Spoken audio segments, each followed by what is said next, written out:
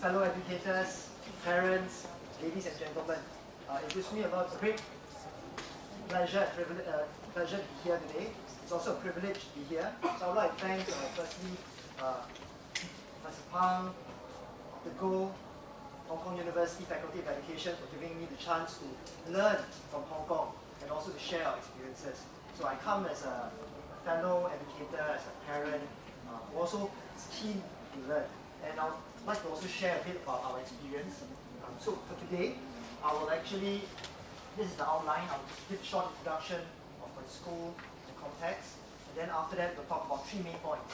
Firstly, parent education, the purpose of parent education, why we do what we do. We'll talk about homeschool collaboration.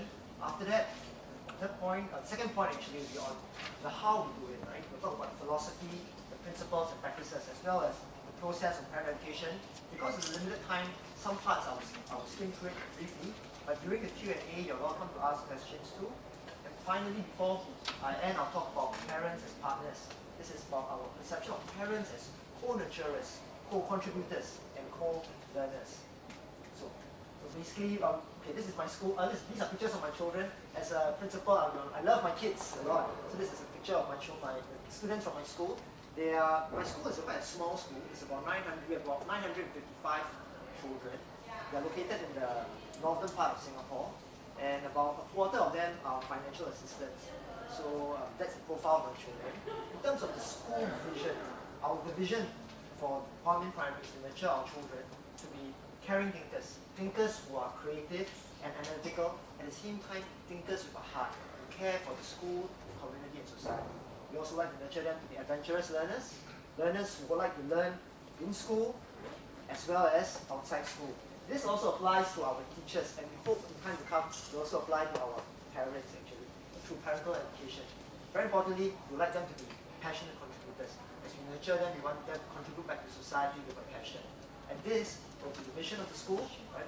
For us, educators, we seek to provide an engaging and supportive and happy environment because we like to develop the capabilities and competencies of each child. And with the guidance of inspiring and nurturing staff, we hope that our pupils will receive a holistic education and contribute passionately to our society. So for Huamin starts at learner H. Okay, we also like Huamin to be a home, another H, a second home for the children, and we like to provide holistic education, a well-rounded education, where in this happy learning phase, another H, where they will actually learn to love, at the same time they will love to learn. And these are the school values, the heart values. We like them to lead a healthy lifestyle. Healthy, not just physical health, but also social, emotional health. That's very important in school and also at home. We also like them to eat, because we believe every child is special. We want to nurture every child according to his or her strengths. We like to promote a love for learning, help them to grow to be responsible and respectful. And the final key is teamwork is our culture. And in school, we believe a lot in teamwork. And a very important partner in this team will be our parents. So we actively seek to engage our parents, to welcome them in the school activities, and also to help them work with us to nurture the child. So this is a quote from our Minister Heng, right? In fact, this quote is quite similar to what a point that was shared by Louis earlier on from the views of the Catholic Church. Parents are child's first teachers. Parents are our most important partners. Teachers cannot be surrogate parents. That means teachers can, though we can complement and nurture the child, we cannot replace the parent, but teachers cannot be surrogate parents. So I hope parents value teachers as their partners too. So in his speech, Minister Heng spoke about the important role of parents, and he spoke about the hope that every parent can be a supportive partner. And keeping this in mind, of every parent supportive partner, this is the purpose of our homeschool collaboration in Huamin as well as other schools. We believe that to bring up a child is an ongoing journey. It's not just in the primary school, it continues from primary school, secondary school, and even after that. And we believe that parents are the primary guides, the main guides for the child's growth. And the child's development is influenced in school as well as at home. And the child will benefit significantly and substantially with both the home and school if we can actually collaborate together, work together, cooperate for the well-being of the child as well as the community. So how do we do that? Right? believe that if parents can actually collaborate with the school, they will work with us, support us. They will also gain a better understanding of the child, the needs.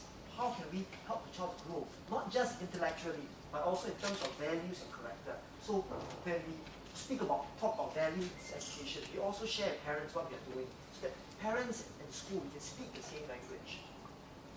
It will also help once parents provide family care, support, and reinforcement at home. If we can collaborate with parents, the impact of the child even stronger. So this requires active involvement of parents and educators. So this is actually a powerful approach. It's also it's quite not too difficult. It's actually simple yet powerful. If we can collaborate together, we can actually improve children's learning, help them to have greater self-esteem and confidence, and of course, develop positive attitudes and behavior that will enable them to succeed in life. So the children's growth at home and in school will further optimize their development and progress in life. So what we hope to do, the purpose of homeschool collaboration is to provide a strong foundation from different aspects, from the school and from the home, and together help the child succeed intellectually, emotionally, and in other areas. So in terms of parental involvement, there are different areas. In terms of parenting children, we talked about how can we help parents be more effective communicators. And the way we communicate with a primary school child is quite different. When the child enters maybe upper primary, the child enters teenage years, communication modes may differ. We also encourage children to be keen observers, and an active guide in terms of the child's growth. So in terms of even though the parents may not be, for example, very good at teaching mathematics, it's all right.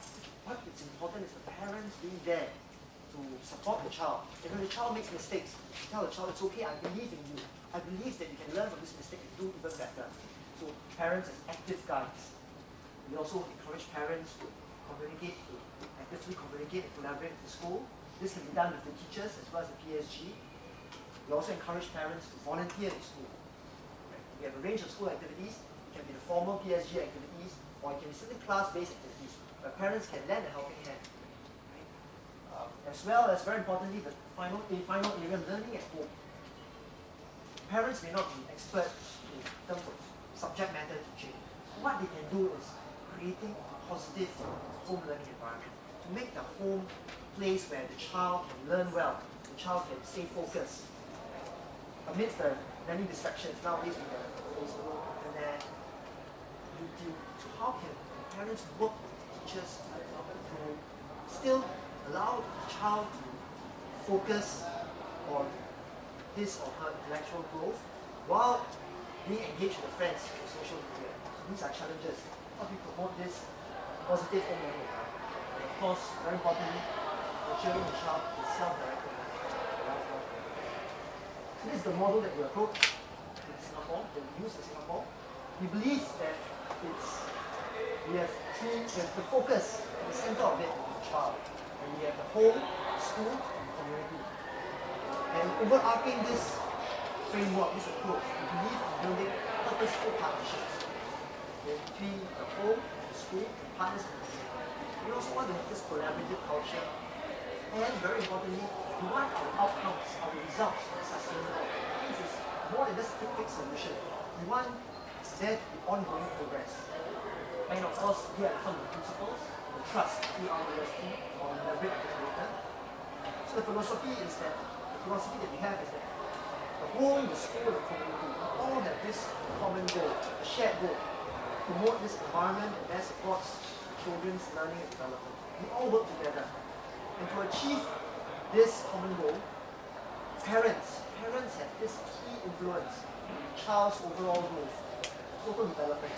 School, we provide the foundation for formal education. Community, we actually provide opportunities for the child to develop his or her sense of identity and responsibility. Together, the three parties collaborate, they work together in mutual trust, respect, and understanding. Our child will have the best learning opportunities available. So in terms of principles, here are the principles. So when we talk about collaboration, it's easy to talk about that, but how do we go about doing it? Here are some core principles. We believe that trust is the foundation. We trust that parents have good intentions. And we hope that parents can also appreciate the good intentions and efforts in school. And sometimes there may be differing viewpoints. But what's important is that we trust each other and we come together to to collaborate. Remembering the child. R is for remembering the child. We keep the child's interest at heart in all we do. And of course, we also have shared responsibilities. In school, teachers, school leaders, we have our responsibilities in terms of teaching and learning in the classroom, in terms of leading the school. Likewise, at home, parental supervision, the parental support, that is also important. We should not be just left with the domestic helpers or the grandparents. Parents should play an active role. So in terms of understanding our shared responsibilities, that's important. And in all we do, though we may have different approaches, we try to seek a common ground. We try to understand each other and find merit in each other's approaches. Key is to together we work towards common goals. So we'll be united. And practices, here are some of the practices. We want to build this collaborative culture of partnership. We see, when we speak with parents, we see them as our partners, as our co-nurturers, as our co-learners. When we would like to enable purposeful partnerships, it can be in terms of learning, it can be in terms of outdoor activities, it can be in terms of values and education. Very importantly, we want to sustain partnership outcomes. And different parents can contribute in different ways. Some parents who are maybe they are more hands-on, and they like to just come and support the school in certain fixed activities. We welcome them. Other parents, they have good ideas. They may not come for, say, the school sports day, but they may have good ideas. They can contribute in terms of this, the running of the school. We welcome them. So what we hope to do is to actually welcome our parents, build this collaboration, sustain partnership. In terms of partnership, the process, in terms of supporting our children's growth and development, we have a range of areas. A key area will be in terms of values and character education. We like our children to grow up with strong morals, with qualities that will enable them to do well in life. So very importantly, the first area will be in terms of values and character education. We also guide our parents in terms of how can they provide academic and CCA support in terms of academic and CCA performance. How we also share with them how participation in sports can actually help the child grow well, develop important values like teamwork, perseverance, determination. So we also work with them. We celebrate the children's success together. And even simple pragmatic things like food and nutrition.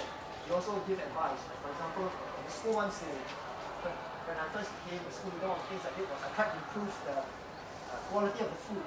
So I did away with deep fried food. I know deep fried food is quite popular. Actually, once in a while, I also enjoy a bit of deep fried food. But when I did away with that, I had to explain to the parents why we avoid selling deep fried food in school. We also do things like conducting nutrition, cooking and nutrition workshops for parents. So this may be small, something small, food and nutrition. This is something that will impact the growth and well-being of our children. So in this aspect, we also like to work with them. And I guess it's Hong Kong and Singapore, the stress levels are quite high. We also share with parents about how they can support their child, how they can help the children in terms of stress management. So we also have this activity just a few weeks ago where we got parents to write a love letter to their child. The child will be taking their primary 6 national exams. So other than having the child study, we share with them how they can do acts of love and kindness to the child, touch the child's heart. So we actually talk about stress management, and of course a very important aspect is cyber wellness. How can parents play an active role in monitoring the child, helping the child? The child uses the handphone, uses the computer, the child goes that area of personal relations. How do you help children to have healthy self-esteem and good relations with others? This is also very important, not just in primary school, but in secondary school. We also talk about how getting parents to be more aware of opportunities available for the children beyond the primary school. What kind of options they have in secondary school? What are the education pathways available? So we work with parents, we help them to be aware of opportunities that can fit their child, because every child is different. We also talk about sexuality education. How do we help parents to engage with their children in this support? So in terms of the process, there are different areas. What we do is, over the span of the year, for example, we have a range of activities that would reach out to parents in these areas. So we work with the child in school, we also welcome the parents to work with us at home and in school too. So these are the examples of some of the programs where we have a welcome team, welcome parents. During this welcome tea, we also use these opportunities. On the first day of school, we have welcome tea. Singapore school will start this is January. Singapore school, the school year starts in January. So in January, when all the parents come, we use it as an opportunity to reach out to the parents, to share with them what we're doing in terms of character education, for example. Then in February, we have talks, programs on quality time for the child, how do we use, also integrate cyber wellness in e-learning. So we talk about your child's learning. It's not just about academic learning. We also talk about your child's well-being. How do we help your child manage time effectively? How do we help your child use the internet wisely? We also have talks on love languages. Some parents, maybe they show their love through actions.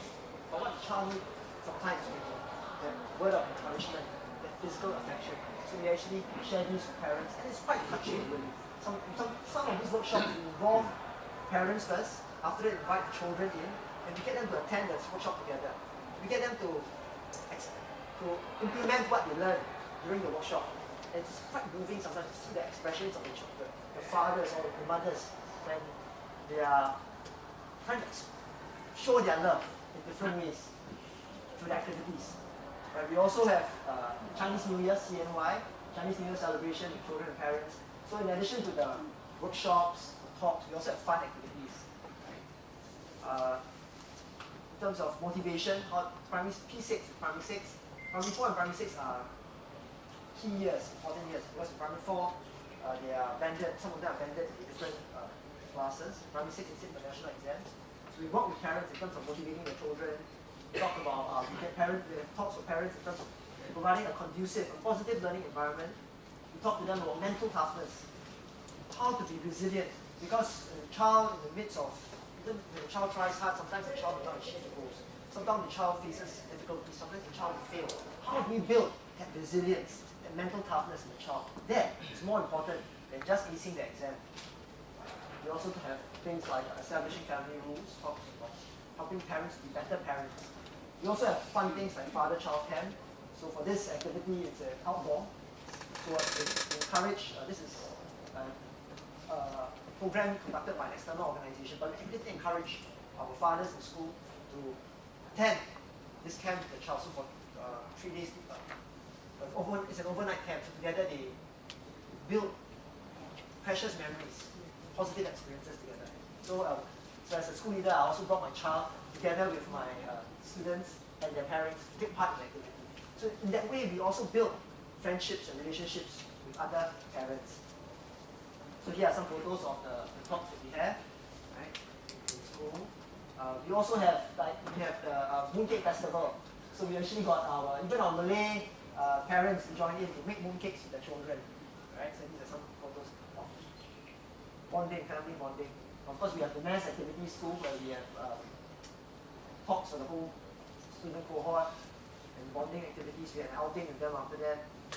So I continue the second half of the year, from July onwards, we have a range of activities, right? A range of programs. How do we help maximize our child's potential and build their character? Then in October, we actually have talked about developing a resilient child. How do we encourage our children as they face the challenges and difficulties in life? And how do we build each child to be a leader? How do we develop the leadership qualities in the child? So that's in November. And in December with our school vacation. We also work very closely with the self-help groups. In Singapore, we have this term called self-help groups. We have groups of group that helps the Chinese community, a group that helps the Malay community, a group that helps the Indian community. So we work with these self-help groups that also conduct their own workshops. So we actually work with the Indian self-help group, for example. They did a series of workshops over a span of 3 months. So every week, every 2 weeks, they have one workshop. And it was very interesting to see the development in the parents. Because it's not just a one-off workshop, parents have a small group of 15 parents have to come for twice a month for this workshop. You can see that growth in them. They actually engage in those activities, they actually engage, they reflect on their own parenting. They have to reflect, they have to share among the parents, they have to apply the strategies and come back and share about it. So during this series of workshops with the self-help group support, we noticed that parents became more aware of their parenting styles. They learned about strategies that they can apply to make a difference to the lives of the children. And you can actually see the difference in terms of the impact on the child. The child will feel happier, the child will relate better to the parents, and that actually influences the child's attitude to school and the learning too. So we'll all, later this year, we'll be inviting Dr. Pang and Dr. Goh to Singapore to work, to share with the ministry, as well as the school leaders and teachers, and of course, self-help groups too. So we hope that the good work in terms of in Hong Kong can be shared with other schools in Singapore too. Finally, parents as partners, right? When we talk about nurturing a child, more than just feeding and protecting the child, more than just the physical needs of the child, we hope that we work with parents to attend to the social, emotional needs of the child, to support the child, and encourage the child, and together with the school to bring up and educate the child. So we see parents as our co-nurturers. We see parents as co-contributors to contribute to the child's growth, right? To develop these aspects. We say, what about champs? Develop them cognitively, develop them in terms of health and well-being, help them to have a love for the arts, a love for the aesthetics, help them in terms of their moral growth, their physical development, their social and emotional development too. So we want to work with parents to contribute to the child's growth in these areas, as well as the 21st century competencies. Because of lack of time, I won't go into the details, but basically at the end of every stage, in primary school, secondary school, and tertiary, we have certain outcomes, certain key outcomes that are shared by all schools in Singapore. And together we want to nurture our children to be confident, self-directed learners, who want to contribute actively to society, and of course, very importantly, to love the country and be concerned citizens. So together with our parents, we want to nurture them. How do we do that? Parents in schools will be co-learners. We'll learn together. Teachers will also continue to learn and improve. We hope to help the child to develop himself or herself and fulfill the potential. To develop not just cognitively, but also in terms of the values and character, and capabilities and competencies. So we actually have workshops. MSF is the Ministry of Social and Family Development. We also encourage parents to become facilitators, go for training and workshops. We want our parents to learn and grow, and of course, work in partnership with us, supported by the schools and community. So finally, here are some additional support for schools. Beyond the school activities, we have like a parents and education website. There's a lot of resources for parents of primary school, secondary school, and tertiary level students. We also have, school has given 2,500 Singapore dollars for PSG activities. We have engagement sessions in school and across schools. We also have support from the Ministry of Social and Family Development. We provide this funding for workshops, courses for parents. This is called Family Matters at School. In the past, it was called School Family Education. Now the new term is Family Matters at School. So each school is provided with this amount of money. We're very grateful for that. And with this amount of money, we can get support from different providers in terms of training, workshops, talks. So finally, this is my second last slide.